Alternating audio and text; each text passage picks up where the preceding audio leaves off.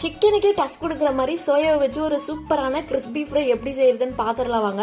கொஞ்சமா சோயாவை கொட்டி லேசா தண்ணியை ஊற்றி நல்லா வாஷ் பண்ணிட்டு அடுப்புல கொஞ்சமா சுடு தண்ணியை கொதிக்க வச்சுட்டு சோயாவை போட்டு ஒரு 10 மினிட்ஸ் நல்லா கொதிக்க வச்சுட்டு அடுப்பை ஆஃப் பண்ணிட்டு அதை ஆற வச்சு நல்லா புழிஞ்சு ஒரு கிண்ணத்துல வச்சுக்கோங்க. ஃப்ரை பண்றதுக்கு மசாலாவா 1 spoon chilli powder, 1/2 spoon garam masala, 1/2 spoon மஞ்சள் தூள், கொஞ்சமா சால்ட், ஒரு ஸ்பூன் கார்ன்ஃபிளவர் மாவு, புளிப்புக்காக ஒரு 5 ஸ்பூன் தயிரை சேர்த்து நல்லா மிக்ஸ் பண்ணி விட்டுட்டு ஒரு 20 மினிட்ஸ் மேரினேட் பண்ணி ஓரமா வச்சிருங்க.